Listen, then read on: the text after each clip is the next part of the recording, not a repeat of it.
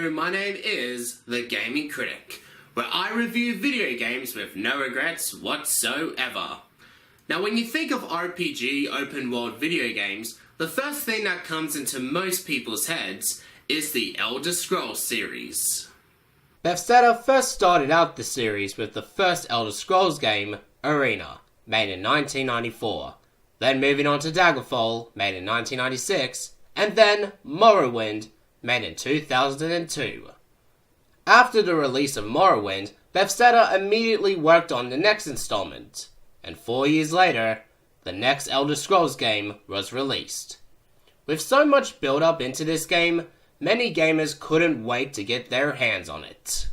So without further ado, let's explore around the world of Tamriel as we take a look at the Elder Scrolls 4 Oblivion.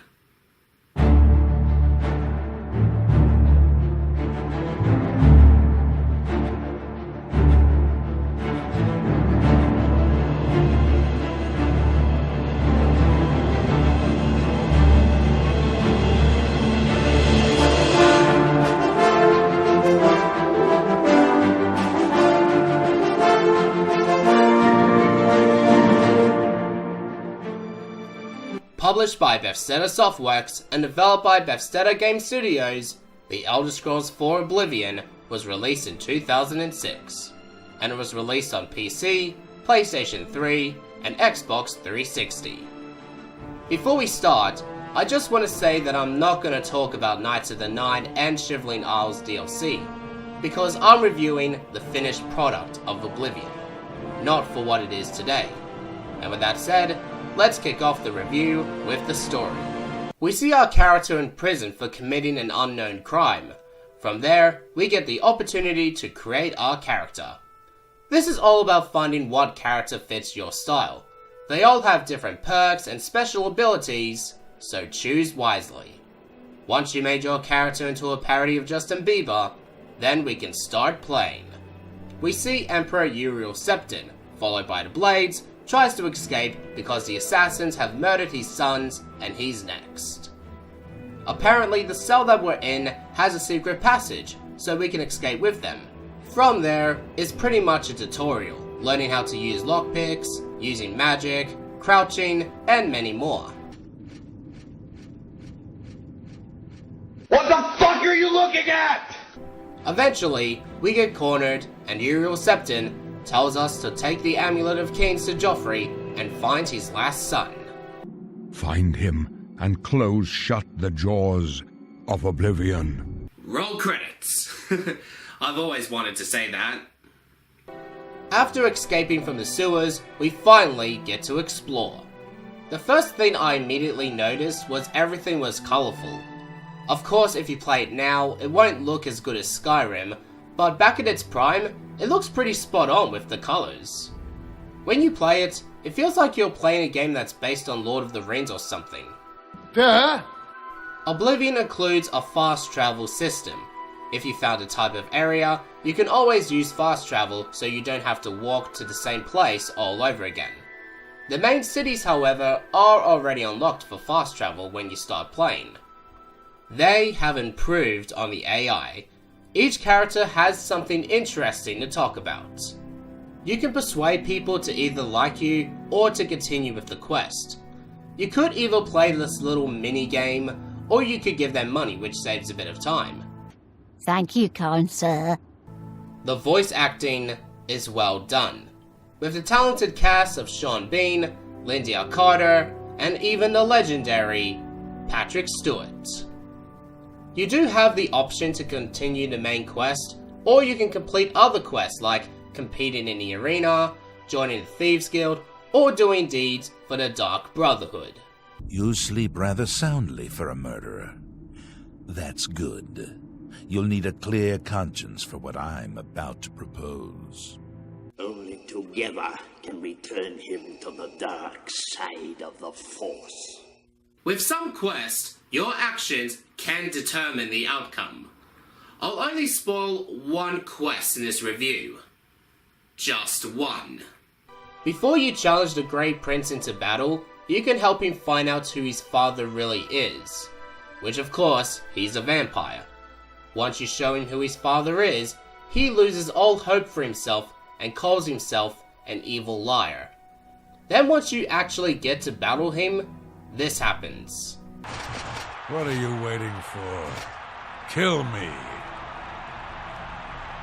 Please, just kill me. Can't you see? It's what I want. I can't live like this, knowing I'm something filthy, something evil. Kill me. This just goes to show how your actions can decide someone's fate in Oblivion. Then, after you beat the quest, you see this guy you might be familiar with. Wow, you're the Grand Champion. I saw your fight against the Grey Prince. You're the best. Can I follow you around? I won't get in the way. They tried to make this story very deep and very detailed. I'll probably say that Oblivion has one of the best stories in the Elder Scrolls series so far. I also like the Oblivion gates. When you're about to go near one, you see that the sky changes to red, and inside the Oblivion gates really feels like it's the end of the world. Trying to stop the gates can get repetitive at times, doing the same things all over again. But it's nice to see what the gates of Oblivion looks like inside. The combat is fine. It's not the best combat in the world, but it is pretty basic. You swing your weapon, use your magic, use your bow and arrows, that sort of thing. Around each area has either bandits and or wolves to kill. The more you use your weapons and magic, the higher you will level up. The game will tell you exactly when you should rest up so you can level up. Exploring around the caves was pretty scary when I first played it. I literally shat my pants from the jump scares.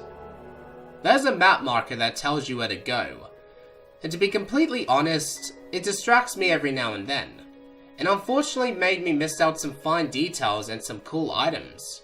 Without the map marker, you explore on your own way, and you can check out some cool stuff. Even from Cloud Ruler Temple, you can still see the Imperial City's giant boner. It's like a bison's penis. What is that shit? So, I think I've pretty much covered everything that I needed to talk about. Oh, yeah, I almost forgot.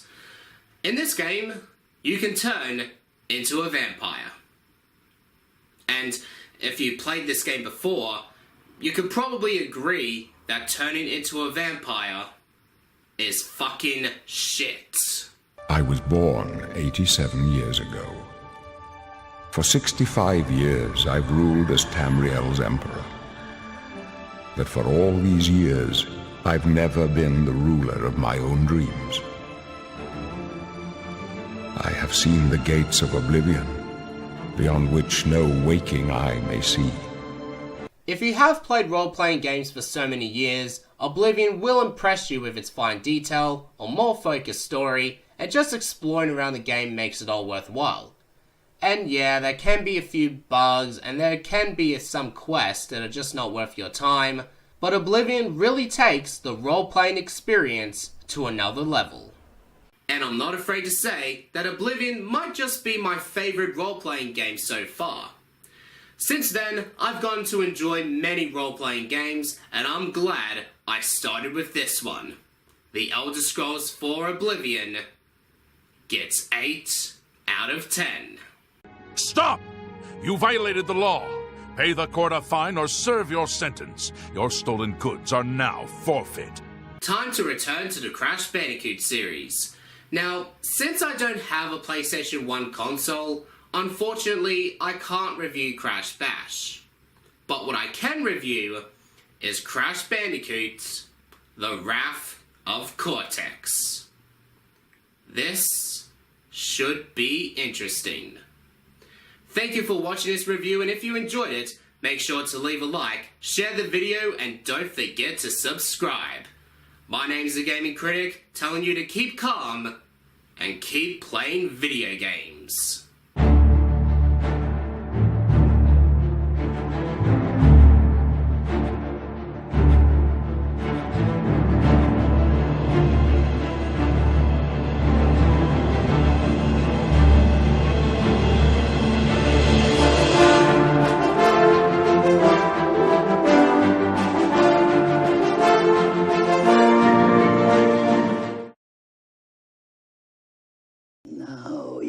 experience the full power of the dark side.